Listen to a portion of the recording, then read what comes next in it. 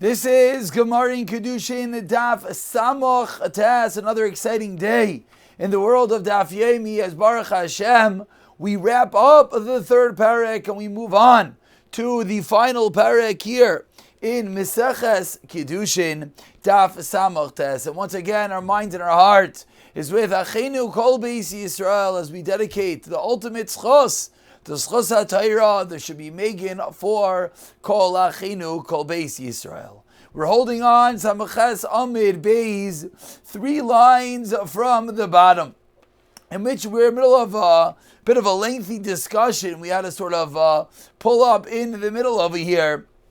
But basically, as we get in, we'll understand. We're in the middle of discussing a pasuk that teaches us that if a guy has a child, that child goes after the mother. Asks the Gemara, if that is true, shivcha nami, the shivcha as well. The halacha should be that if a shivcha, if a Kanani has a child, then the child should have the status of his or her mother. Answers the Gemara, Eina Chanami. You're right. That is indeed the story.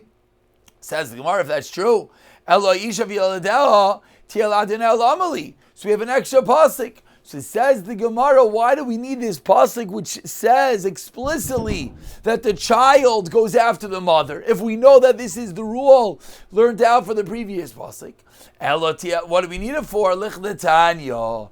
We use it for the following brayse. As we turn over to Samach Tesam and Aleph teaches the Gemara, Ha'omer l'shivchasai. If someone says to his shivcha, who is pregnant with a child, Harei at abas chayrin, he tells the shivcha that you are free, you no longer have to serve, but that's only you. But v'ladcha evet, but the child, the velad that you're about to have, that child will be a evet. What's the halacha? Says the Gemara, it's a machlokes.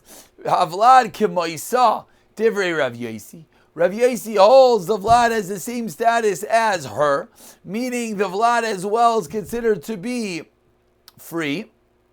Whereas Rabbi Omer, Tavarav Kayamim, that which the master says works, meaning she goes free, but the Vlad stays as an Evet.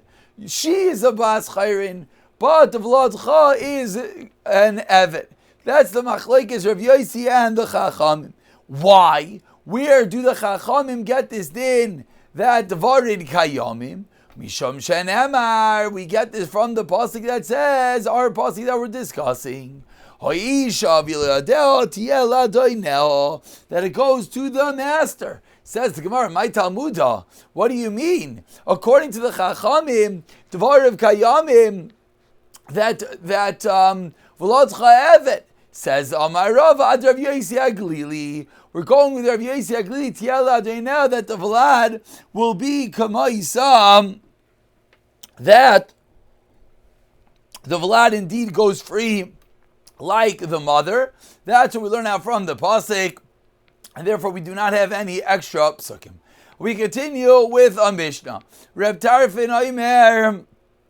Let's just get this Mishnah visible, anyone looking on their screens.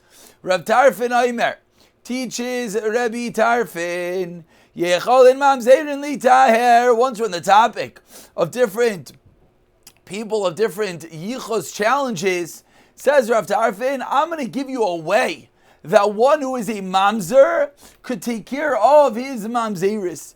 Yecholin Mamzerim Li Taher. I can make a mamzer tahar. How? Ketzad explains Rav Tarfin.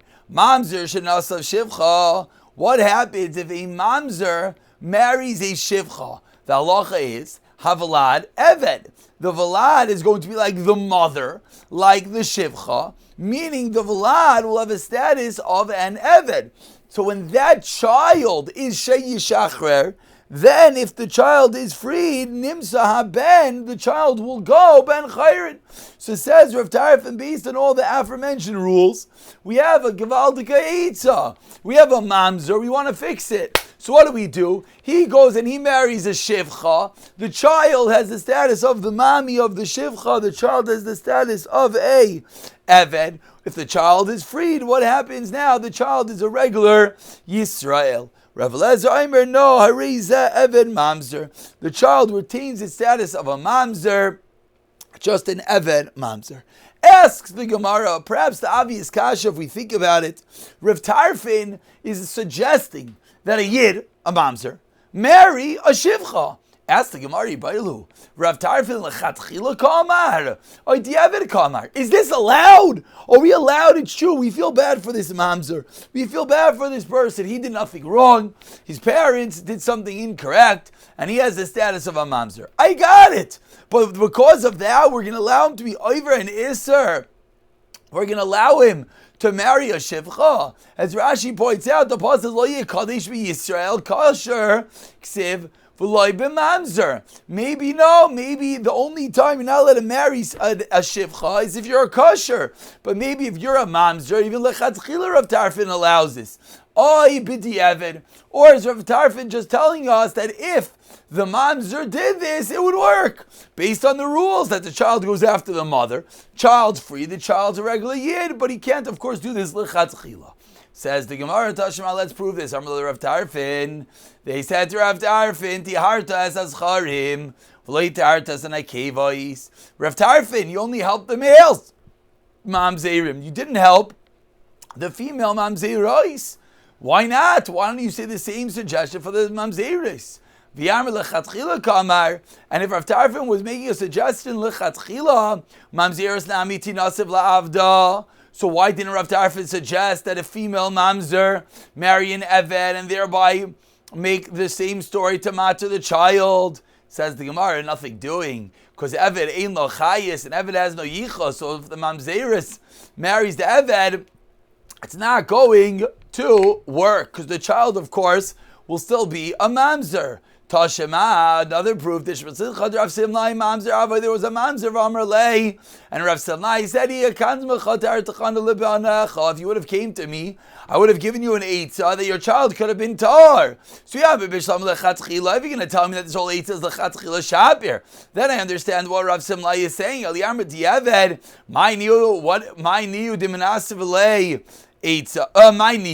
What would he have told him? There would have been nothing to tell him, because his whole eitzah is an eitzah b'diavad. Says the Gemara, no. He could have given him an eitzah. V'amar lei, which eitzah? Not like Rav Tarfin said.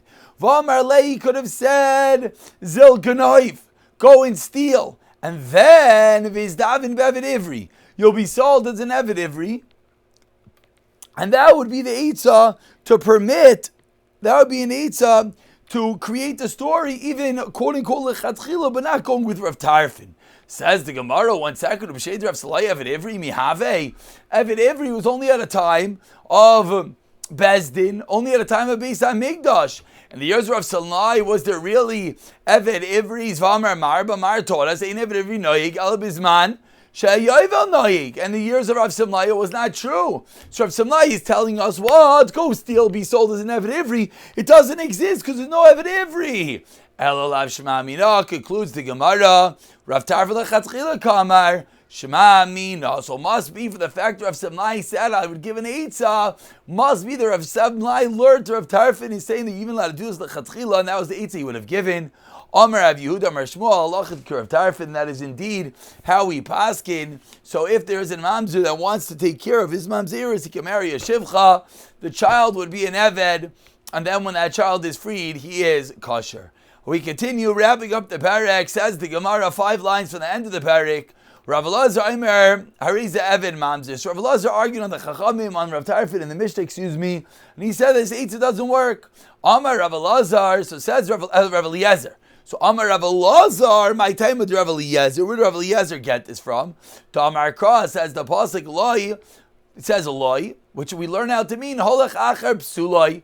So Rav Elazar learns that the extra word teaches us that in this scenario, when the mamzer is marrying the shivcha, the child does not take the mami status of a shivcha, but rather the child takes the psul status of the father of the mamzer.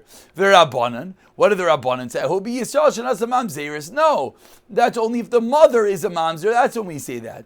So why do we need an extra pasuk? Because I would have thought the Mishnah Chayis lebeis avaisam ksev asalai and afke. Loi says no. Rav Elazar lav avagav because of Chayis lebeis avaisam asalai afke. Hachanami says Rav Eliezer afal gav dechsev ha'ishu yadati aladoneo asalei afkua v'Rabbanan kol v'lad b'mei shivcha kenainis. You don't need a special pasuk. Why? Because kula b'mei behema dabi sifis is b'mei behema, and that's the machlekes Rav Eliezer and Rav Tarif and Rav Eliezer the Chachamim, whether this eitzah would work, or whether we say that when the mamzer marries the shivcha, the child does not go after the mother and be a shivcha, but rather go after the father and retain the status as a mamzer. Hadron aloch ha'omer. Again, not of the easier parakim. We should do an incredible chazara of this perek, b'siyata d'shmaya. And now we move on into the final perek of Maseches Kiddushin, which anyone who's looked at their Shas recently realized this is concluding Seder Nashim, Baruch Hashem. We did Mayed, B'siyata D'Shemaya, and now we have Seder Nashim at our fingertips, Nizikin with the Babas on the horizon. Let's get going. We have approximately another 13 blot to go, 2 weeks till the end of Seder Nashim. Says the Mishnah, Asara Yuchsin Alu Mi Bavel. There were 10 Yuchsin, 10 genealogies that Ezra, when Ezra was going up from Bavel at the time of the building of the second Beis HaMikdash, he brought up with him 10 categories of people from Bavel to Eretz Yisrael. For the reason, as we will see, is he wanted to ensure that with him in Eretz Yisrael, with the Sanhedrin, they would know which people are of what yichus, and therefore back in Bavel, back without a Sanhedrin, there would only be kosher people. Now, how he convinced all these people to come up with him at the time of the second Beis HaMikdash, we'll see in the Gemara in a few moments, was not necessarily the simplest of endeavors, but the facts are, says the Mishnah, that 10 categories of Yuchsin ascended with Ezra from Bavel to Eretz Yisrael. Says the Mishnah, who are the 10 categories? Kayhani, Levi, Yisraeli, Chalali, which is a kohen that marries someone who is kohen was not allowed to marry, Grush v'chalutz, etc. V'charuri, and ever that was Geri, a convert. Charuri, and ever that was freed. Mamzeri, Nisin, we'll see what that is. Shtuki and Asufi. 10 categories. Says the Mishnah, what's the halachais of these 10 categories? Kahani, Levi Yisraelim, which are Levi Zavazat. That part I think we knew. Levi of Yisraeli, Chalale, Geri, Charuri, which if you're thinking these are all the people which don't really have any issue. A Chalal is just one born from a Kayin that married someone the Kayin wasn't allowed to marry to. But there's no real Isser there. Excuse me. There was an Isser that was done, but the child doesn't really have a problem. Ger or a Charuri or a Eved that was freed are Mutan Lavazabazat. Category 2. Category 3, Geri Charuri. Now we get involved in Mamzeri, Nisini, Nishtuki, people that they were really Surim done, one who doesn't know who their father is, mother is, we'll see, etc. Va'asufi, a child that just found in the shuk. Kula Motar and Levazebazeh, so category 3 could all marry each other. Ve'eloin Shtuki, what is a Shtuki? Kol Shu Makaris Ima, Ve'ena Makaris Aviv, he knows his mother, he doesn't know his father or mother had relations with either multiple people, or we just don't know who the father is. That's a Shtuki. A Sufi is whom? Kol Shenesa Min Ashok, Ve'ena Makar Lois Aviv Lois Ima, we don't know who either parent is, the child was abandoned. Abashalai Karli Shtuki, Baduki, we'll see in the Gemara exactly why. Says the Gemara, let's first deal with the storyline, or better yet, the terminology of the storyline. Asara Yochsin Alu Mi Bavel, and as often happens, we begin the Gemara dealing with the terminology in the Mishnah. Asks the Gemara, 4 lines on the bottom, Samach Tesam and Aleph, My Arya Detanu Alu Mi Bavel, Nitnu Halchul Eretz Yisrael. Why does it say they ascended from Bavel? Say they went to Eretz Yisrael. Says the Gemara, you know why? Because it's a second Chiddush that the Mishnah is teaching us. Milsa Gavorche Kamash Mlan, there's another din it teaches us, Kid Tani is learned in a brasa. Pasuk. In a brisa quoting a pasuk. Vekam to Valis al Makam Sheyivcha Hashem Lakecha. You should go up and ascend to the place that Hashem you chose.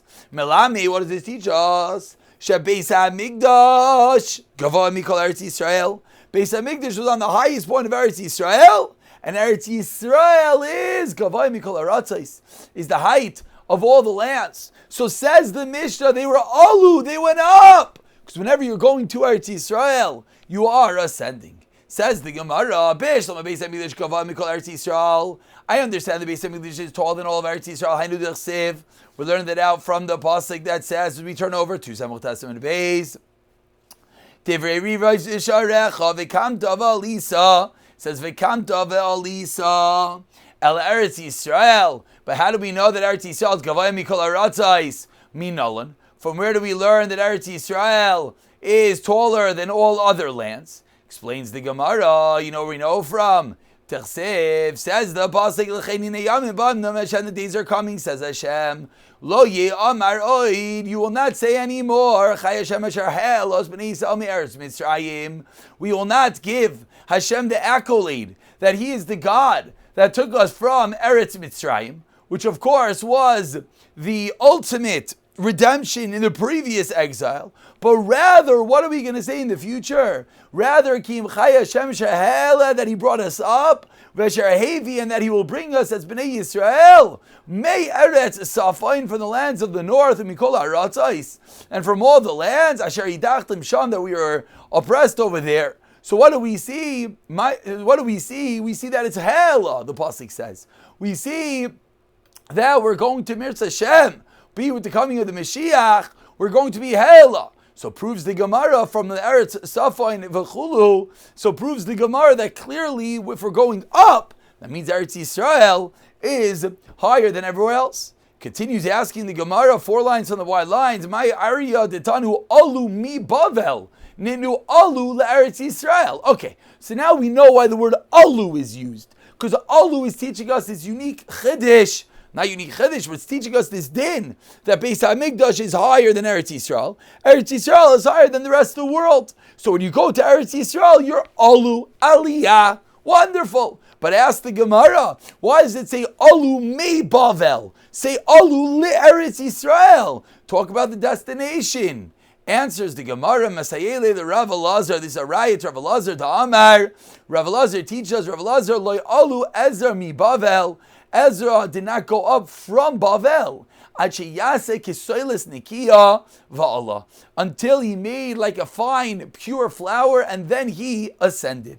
Meaning, the Mishnah is honing in on the fact that he was alu mei Bavel, to teach us that what did Ezra do? There was Bavel, and he was alu, he ascended from there. What does that mean? That means he picked out all the different yichusim from Bavel, brought them with him to Eretz Yisrael. So what's left behind? What's left behind is a Bavel, which is Silas, Nikia. Any people that stayed in Bavel had a pure lineage, as detailed from the fact that Ezra, again, was alu. Ezra went up from Bavel, leaving behind this Silas Nikia. So 2 dinim we're learning from the word alu and mei Bavel. The fact that it says alu, we learn out that Eretz Yisrael was higher than everywhere else, as was Beis Hamikdash. The fact that it said mei Bavel and did not say li Eretz Yisrael shows us that there's a din about Bavel that we're learning. What's this din about Bavel? The din about Bavel is that Bavel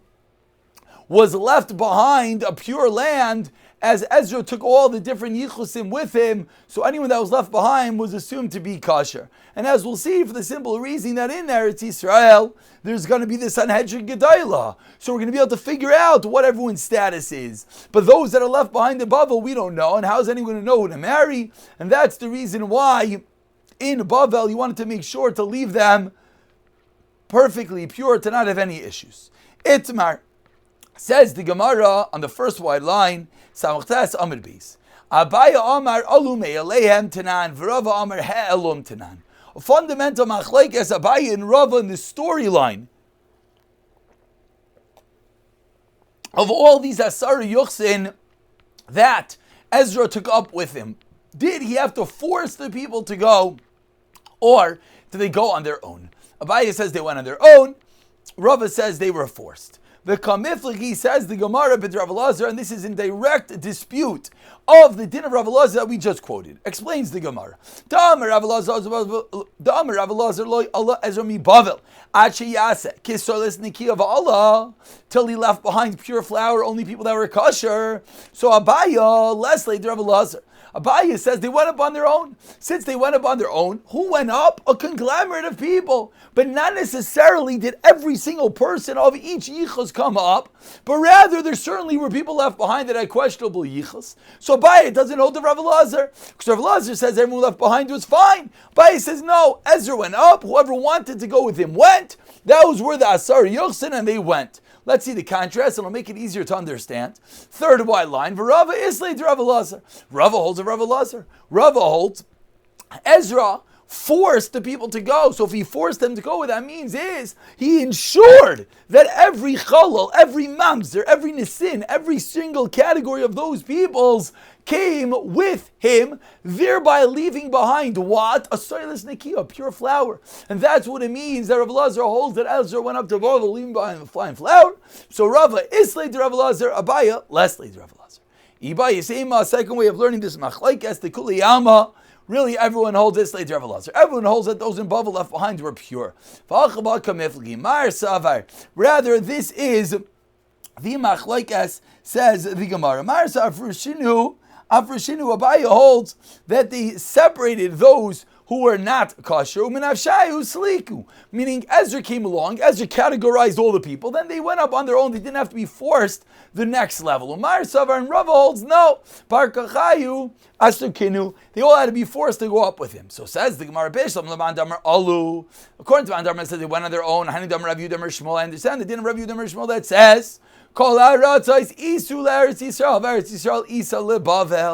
that all lands are considered to be an Isa, as a dough compared to Eretz Yisrael, that they're not as kosher as Eretz Yisrael. And Eretz Yisrael is Isa leBavel. And Eretz Yisrael is not as kosher as Bavel. Bavel is the most pure. Let's see the flip side, and this hopefully will become clear. Elaman da'amar helum. But according to Man da'amar, that Ezra forced them to go up, made yadinu, then what? Then they knew exactly who was what. So why was Eretz Yisrael any less than Bavel? Meaning, it's true, those left behind in Bavel are kosher. But if Ezra categorized all the people and took them all up with him, then what? Those that went with Ezra should as well have the same level of clarity who was kosher and who was not kosher. So what does the Brisa mean that in Eretz, in Bavel, who's more kosher? Says the Gemara, you're right. But you don't know this forever. That dar, you're right. Every challah was known, every mamzer was known, every nisin was known, etc. However, for future generations, they did not necessarily know who was what. Continues the Gemara. This is good according to Man Damar that says, Alu, that they went up on their own. I need to say that's what the pasuk says. That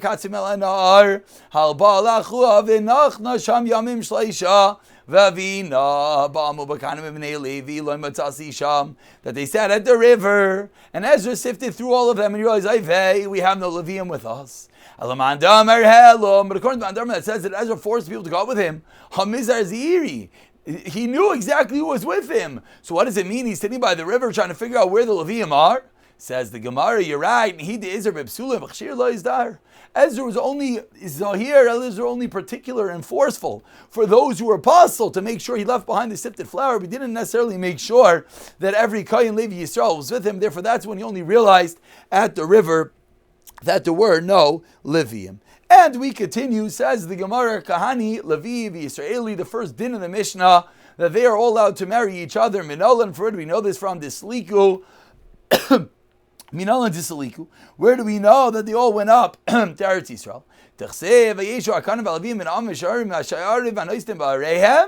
v'anisinim be'areim v'chol Yisrael b'areim. So we see that in Eretz Yisrael there were Kohanim, Leviim, and Yisraelim. Chalali Geri v'charuri. Says the Gemara, Chalali minalan. Where do we know that Chalalim went up to Eretz Yisrael? Titani, we learned to the right here. Rav Yosi, Aimer Gedol Chazaka. Says Rav Yosi, the Chazaka. A Chazaka. A presumption is great. How do we know? Says Rav Yosi, Shnemer, B'nei HaKohanim, B'nei Chavia, B'nei Akut, B'nei Barzilai, all these different families, Shalakach, B'nei Barzilai, Hagaladi Isha. Whoever took from a wife from the family of Barzilai, Galadi, V'yikra al Shamam, Ela Bikshu, Kisvam Hamis Yachshim. These were Bikshu. They searched for Ksavam as Yachshem V'loi Mesu. They looked for their genealogical records, but they couldn't find them. So what happened? Ve'agolu min hakuna, because they cannot prove that they were Kohanim, they were rejected from the Kuna.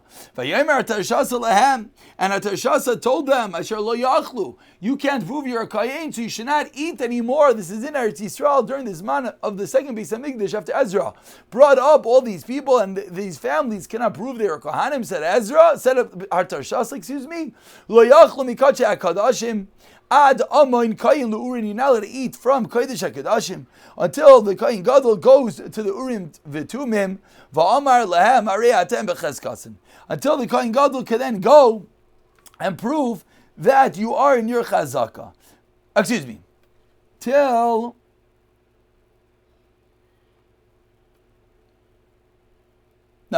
again, ad amod kayin l'urim v'tumim. Period. Till the Kayin goes to the Urim V'tumim. So you lost your chazakah that you're a Kayin, you don't have your documents, you can't eat from high-level Kedusha, Karbanos, etc. We're going to wrap it up over here. V'amr lehem, let's just finish the story. Our Tarshasa says to them, Hariatem b'chazkasam, you're in your chazakah. But what did you guys eat? These are kohanim that can't prove currently they're kohanim.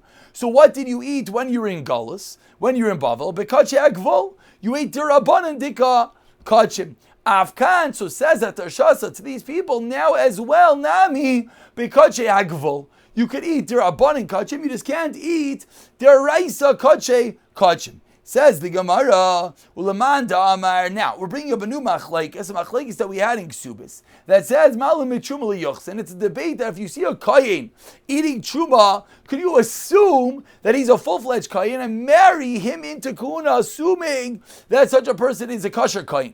So asks the Gemara, according to the Man Da'amar, that says, we could indeed assume such, if you see someone eating Truma, Hani Dachal Bet Truma, Asal Saikenu. But so one second, our Tarshas is allowing these people to eat Shuma Dirabanan, but wait, they're going to assume they're kosher kahanim. How are you allowed to do that?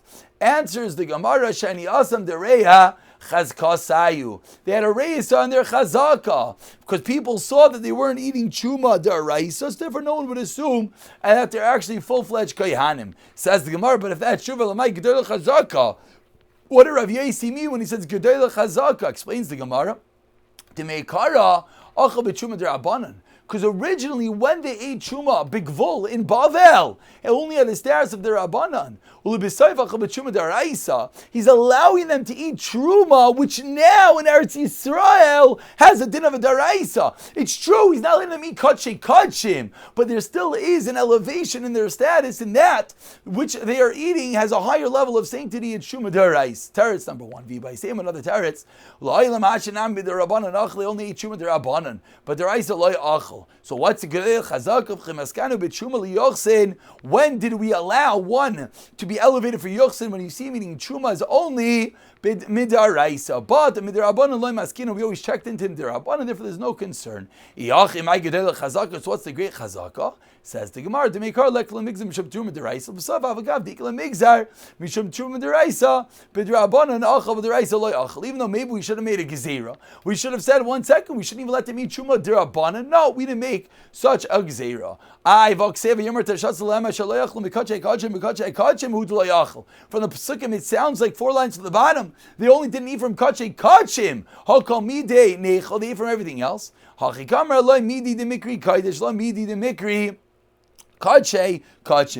says the Gemara, no. Hachanami here also, lo midi de mikri. Kadosh, when Tarshasa said that they can't eat from kachei kachim, what he meant was they can't eat that which is kadosh, nor can eat that which is kachei kachim. What does that mean? And with this we conclude. Lo midi de mikri kadosh. Tichsev, as the pasuk says, Chol zar lo yuchal kodesh.